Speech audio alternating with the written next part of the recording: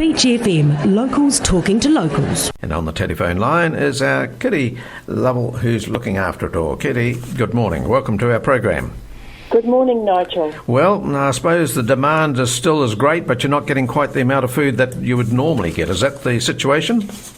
Yes, it is, Nigel. Last week we had 68 boxes that we distributed to the community and families.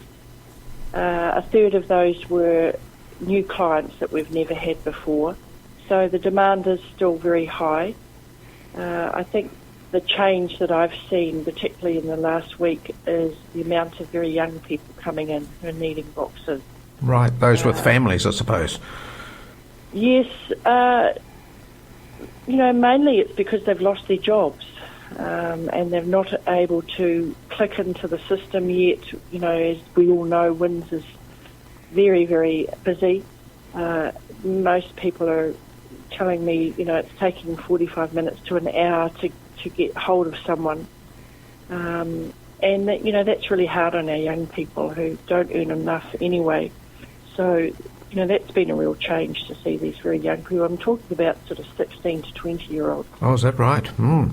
So 68 boxes, is that sort of above the normal or about? Yes. It is? Yes, it is. Right. Yes, it would normally probably do about 50 a week. Okay.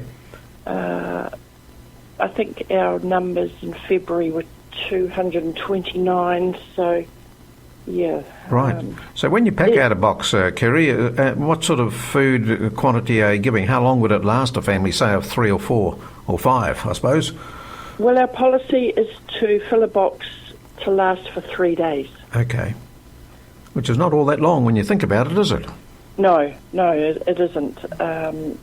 In reality, we're very generous with our boxes. Yes. So for most people, you could stretch it to a week. But yes, it means that most families that come in are still in trouble. Yes, that's right. Now, the problem is, of course, you're not getting the food donated to you like you have in the past because of this problem. And through the supermarkets, you used to have some purple trolleys there, I think, that you put items of food into, but people aren't doing that at the moment. No, there's been a definite drop of our drop boxes. We've got them in Pack and Save, Countdown and New World, and are certainly very low compared to what they usually are. And I think mainly, possibly people are going in, getting their things, going out pretty smartly. No one wants to hang about outside. That's right. And, there's a lot of stress and anxiety, as you're probably very well aware. That's right. So, yes. I should imagine the older folks they're not encouraged to go into supermarkets, and they would be some main contributors of donating food, wouldn't they, normally? I agree. I totally agree. I must admit the phone hasn't stopped ringing. That's another change. The phone is constant, and it's often from people now saying, I've got a bag of feed jars or a tree of pears or a tree of apples, and could we go and pick them up? So we've got a volunteer who's in the van a lot more often, and he is actually picking up those things from litter boxes because fruit in your food box is really, important, and it helps with the children. It helps the in between meal times.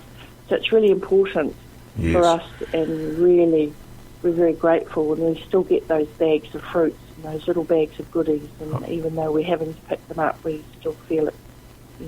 It's an important thing to do. Certainly is. So anybody who's sort of thinking, well, I could donate some food, you just leave it at your letterbox. You'd have to be fairly careful. You have to know when you are coming along to pick them up, I suppose.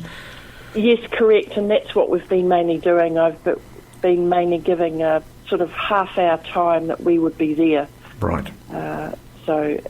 But the other thing we've been doing is when people who often, I've got a lot of just very ordinary families who, when they do their supermarket shop, they put a little bag aside for us and they drop it in. And so what they're doing now is I'm asking everybody, because you can drive right round our building, is to drive round the back, put the donation on the back steps. They don't have to be near us. We don't have to be near them. and we can pick that up. So that's been working really well. Oh, good. Give a little toot to let them know that you've dropped some goodies off, and you'll be there.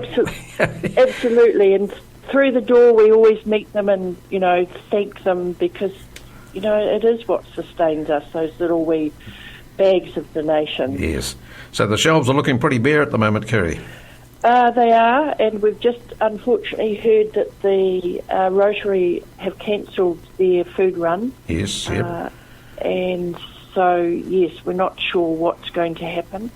I have had a call each week, last week and this week, from the government, so that's been really, really nice. Okay. In fact, last week, I must admit, I burst into tears when they phoned me because it was just nice to know that, someone out there is supporting us and thinking of us. Okay. So when you say the government, are they helping you out in any way and making sure you got enough food to hand out? Yes. Last week there was just questions and, how do we need support? Yes. This week they're putting in place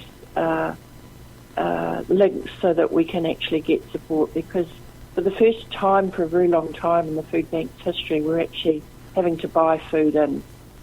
Interestingly enough, and that your listeners may find this a bit ironic, but we're out of toilet paper. Oh, no.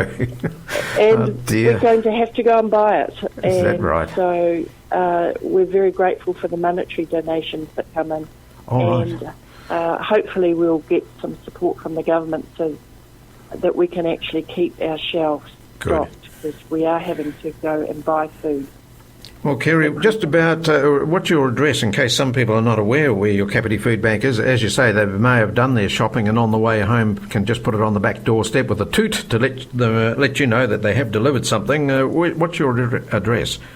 92 to 94 Kapiti Road. It's just by the off and on ramp expressway. Oh, I know the one. Yeah, okay. Yes. And you're there what days, Kerry? Monday to Friday. We're there between 9 and 12 every morning. 9 and 12, so don't drop anything off after that. And if you'd like to leave some goodies at your gateway, the phone number to ring to say, hey, I'd like to donate some goodies for you. What's your number there, Kerry? You've stumped me. Oh, that's okay. We'll try and find it for you. Thank you. We'll let people know. Oh, dear. Well, you don't ring yourself, that's why. No, that's exactly right. Hey, Kerry, at least you got a laugh this morning, and you were a bit down yesterday when I spoke to you, I could tell. But today, well, we'll see if we can help you out a wee bit.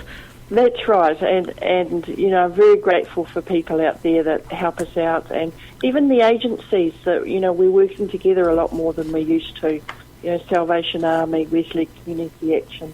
We're really pulling together and helping each other out. So, that's been really great too. Let's unite, as we say. Exactly. Good on you.